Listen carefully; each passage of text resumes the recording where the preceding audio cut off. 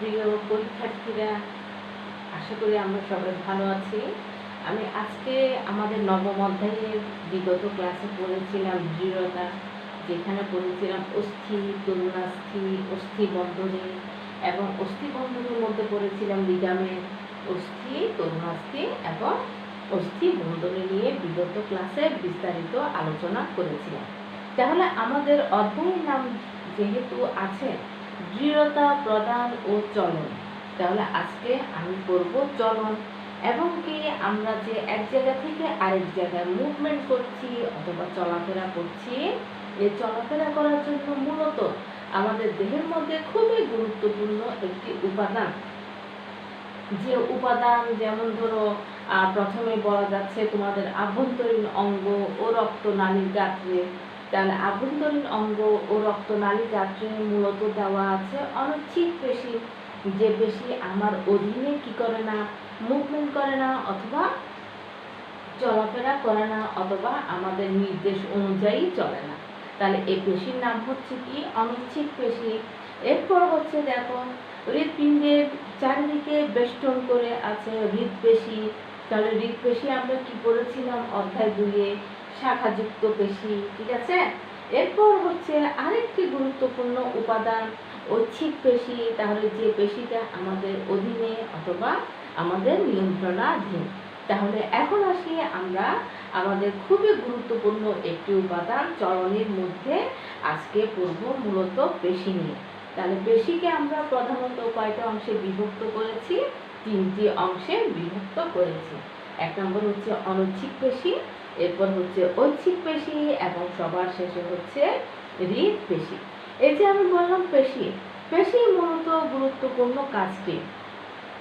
পেশির সবচেয়ে গুরুত্বপূর্ণ কাজ হচ্ছে আমাদের চলাফেরায় দৈনন্দিন কাজকর্ম করতে কি করা, সহায়তা করা। এই যে আমি খাবার খাচ্ছি, আমাদের পরিপাক নালী অথবা পাকস্থলীর মধ্যে যে সংকোচন প্রসারণ হচ্ছে, এই সংকোচন প্রসারণ মূলত কার কাজ? অনৈচ্ছিক পেশির কাজ। এরপর আমাদের যে পাম্পিং মেশিন, তাহলে আমাদের পাম্পিং মেশিন হচ্ছে কি হৃৎপিণ্ড। হৃৎপিণ্ড মূলত কি হচ্ছে সংকোচন এবং প্রসারণ হচ্ছে প্রতিনিয়ত। এই সংকোচন এবং প্রসারণের জন্য খুবই গুরুত্বপূর্ণ একটি পেশি কাজ করে, এই পেশির নাম হচ্ছে হৃৎপেশি। এরপর হচ্ছে দেখো ঐচ্ছিক পেশি, নাম অনুসারে ঐচ্ছিক পেশি, যে পেশি আমাদের নিয়ন্ত্রণাধীন। এরপর হচ্ছে দেখি পেশির মধ্যে খুবই গুরুত্বপূর্ণ কার্বোহাইড্রেট। আমি কার্বোহাইড্রেটের নাম কি বলছি? গ্লাইকোজেন। তাহলে গ্লাইকোজেন সঞ্চয় করে রাখে এবং প্রয়োজন অনুসারে এই গ্লাইকোজেন ভেঙে অথবা কি হয়ে রিডিউস হয়ে কি হয়, ক্ষুদ্র ক্ষুদ্র শক্তি সরবরাহ করে অথবা গ্লুকোজ সরবরাহ করে। এখন দেখি আমাদের এর পরের টপিক দেখি 9.2.1। তাহলে সবাই একটু বই বের করো, এখানে কি আছে? 9.2.1 এর মধ্যে খুবই গুরুত্বপূর্ণ একটি টপিক দেওয়া আছে মানুষের চলনে অস্থি এবং পেশির ভূমিকা। তাহলে অস্থি, তাহলে আমরা বিগত ক্লাসে কোন টপিকটা করেছিলাম? অস্থি। তাহলে অস্থির মধ্যে আমি এই ধরনের একটি উপাদান করেছিলাম, এই উপাদানটা কি ছিল? অস্থি। তাহলে মানুষের চলনে অস্থি মূলত কি করে? আমাদের দেহের কাঠামো দান করে, যে দেহের কাঠামো আমার নির্দিষ্ট একটি আকৃতি প্রদান করে এবং পেশি কি করে? এই পেশি এই অস্থির উপরে আরেকটি আচ্ছাদন তৈরি করে এবং কি করে দেখো ঐচ্ছিক পেশি। তোমাদের বই একটু দেখো, বইয়ে কি দেওয়া আছে? ঐচ্ছিক পেশি টেন্ডন নামক দৃঢ় এবং স্থিতিস্থাপক এক ধরনের পেশি দিয়ে কি করে রাখে? অস্থিকে আটকিয়ে রাখে। আমি কিন্তু এই ছবিটা এঁকে রেখেছি, দেখো এখানে এই অংশটি হচ্ছে মূলত অস্থি। আমি আবার বড় করে দেখাচ্ছি, এই অংশটির নাম হচ্ছে অস্থি, যেখানে দেওয়া আছে অস্থি বন্ধনী। তাহলে এখানে এক ধরনের পেশি কাজ করতেছে, এই পেশি হচ্ছে কি পেশি? ঐচ্ছিক পেশি। তাহলে ঐচ্ছিক পেশি কিভাবে করে দেখো, এই যে এই অংশটা হচ্ছে ঐচ্ছিক পেশি। আমি আবার একে দেখাচ্ছি, দেখো এরা কিন্তু এইভাবে গুচ্ছকারে পরস্পর যুক্ত থাকে। ঠিক একইভাবে এই অংশের মধ্যেও কিন্তু এরা কি অবস্থা হয়ে যুক্ত থাকে? গুচ্ছকারে যুক্ত থাকে। এবং এই যে আমি এই যে গুচ্ছকার অংশটা আঁকলাম, এই অংশটা একটা অংশে এসে আঠি বন্ধনী অথবা এক জায়গায় গুচ্ছকারে যুক্ত হয় এবং এই অংশটির নামে হচ্ছে ট্যান্ডন। তাহলে সবাই একটু আমি যে অংশটা এঁকেছি একটু দেখো ট্যান্ডন কোনটা।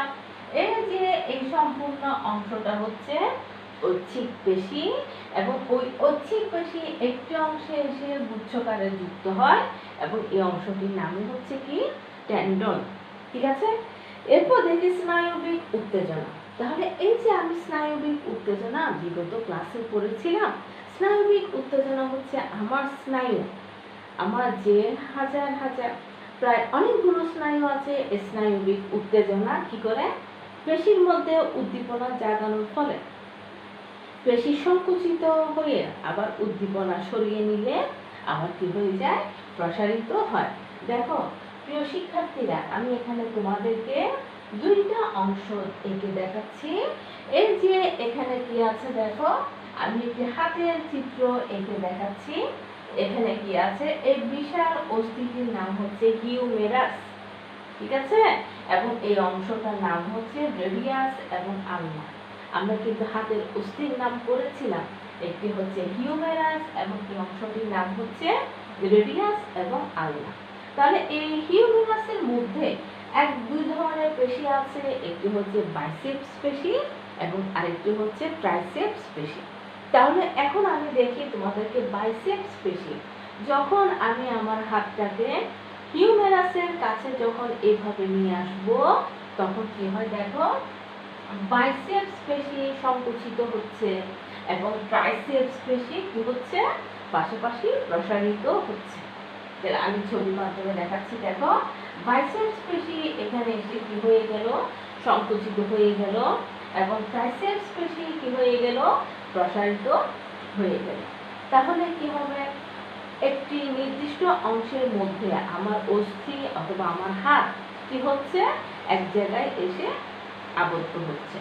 ঠিক একই রকম তাহলে এই অংশটাকে আমরা একটু বইয়ের মধ্যে কিভাবে দেওয়া আছে দেখো, কনুই বাঁকা।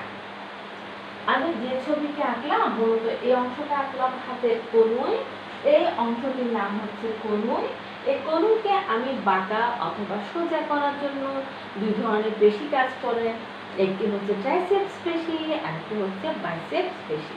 তাহলে কনুই বাঁকা করার সময় আমার কোন পেশিটা কাজ করে, বাইসেপস পেশি সংকুচিত হয় এবং পাশাপাশি কি হচ্ছে, ট্রাইসেপস পেশি প্রসারিত হচ্ছে।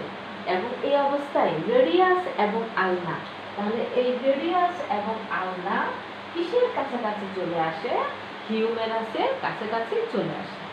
এভাবে কিন্তু মুভমেন্ট করা হচ্ছে।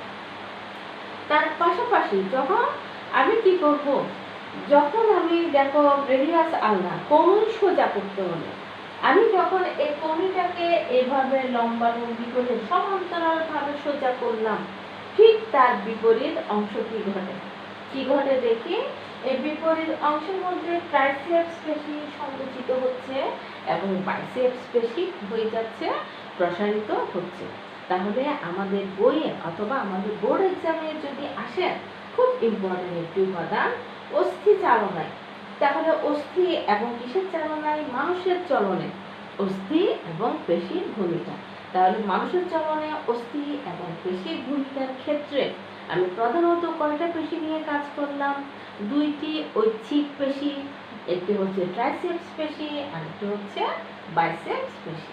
তাহলে প্রিয় শিক্ষার্থীরা, আমাদের এ ধরনের প্রশ্ন আসলে আমরা অবশ্যই দুইটা চিত্র, একটি হচ্ছে কি করা, আমার হাতকে চালনা করলাম অথবা কনুইকে বাঁকা করলাম, এই অংশটি হচ্ছে কনুই বাঁকা করা এবং এই অংশটি হচ্ছে কনুইকে কি করে ফেলা, সোজা করে ফেলা।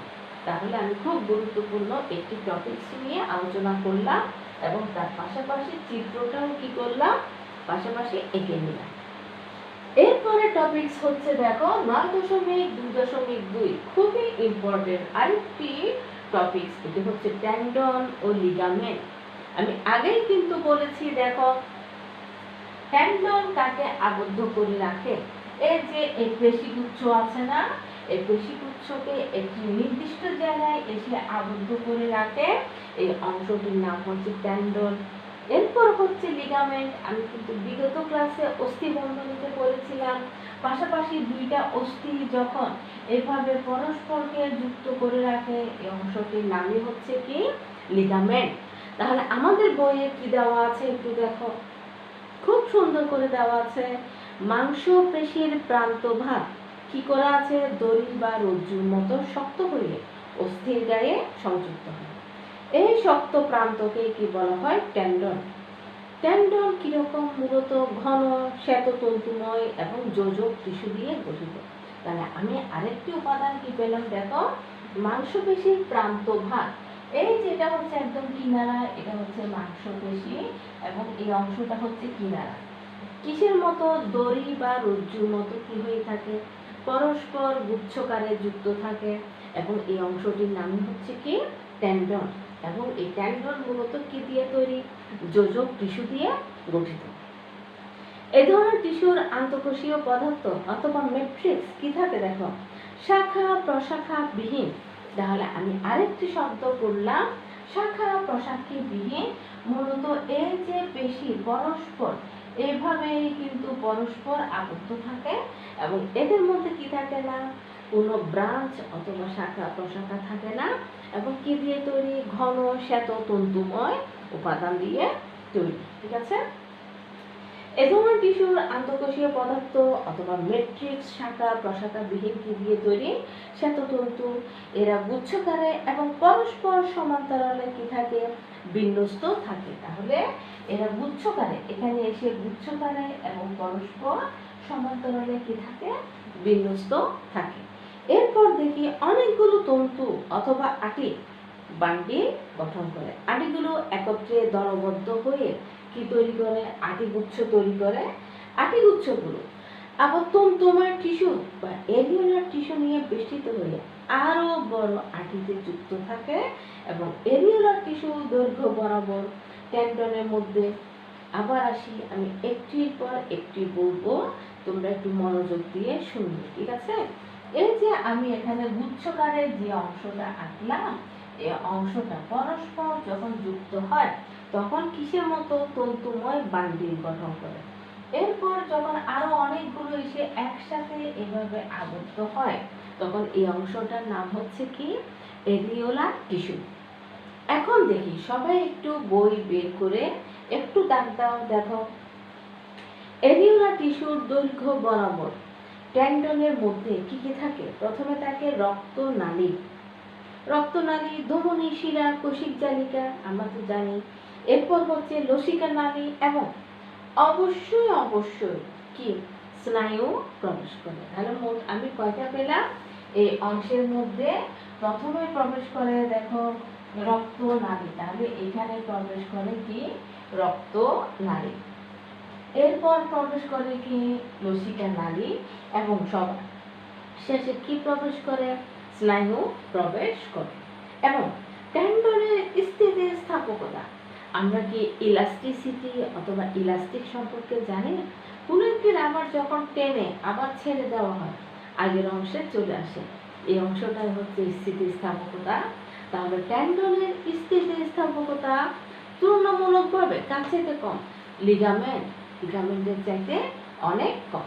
ঠিক আছে, তাহলে আমি এখনো কিন্তু কিসের বর্ণনায় আছি, টেন্ডন। টেন্ডন কি, পেশিগুচ্ছ গঠন অথবা বন্ধনীকে আমি কি বলি, টেন্ডন। এখন দেখি পেশি এবং টেন্ডনের সংযোগ স্থলে টেন্ডন তন্তুগুলো কার সাথে, পেশি তন্তুর সার্কোলেমা। হ্যাভিওনিয়া সার্কোলেমা কি, এই যে আমি যখন একটি পেশি কোষ আঁকবো, পেশি কোষের এই বাইরের আবরণীটির নাম হচ্ছে কি সার্কোলেমা। তাহলে এই সার্কোলেমা কি, পেশিতন্তুর সার্কোলেমায় সংযোজিত হয়। পেশি এবং টেন্ডনের সংযোগকে আরো শক্তিশালী করার জন্য টেন্ডনের আটিগুচ্ছ বেষ্টনকারী এরিওলার টিস্যু পেশি বান্ডিল বা আটির আবরক টিস্যুর সাথে অবিচ্ছিন্ন কি করে রাখে, যোগাযোগ করে। তাহলে একটির পর একটি কানেকশনের মাধ্যমে এরা পরস্পর কি থাকে, যুক্ত থাকে। টেন্ডন বেশ শক্ত এবং লিগামেন্ট, আমি তো জানি লিগামেন্ট হচ্ছে অস্থি বন্ধ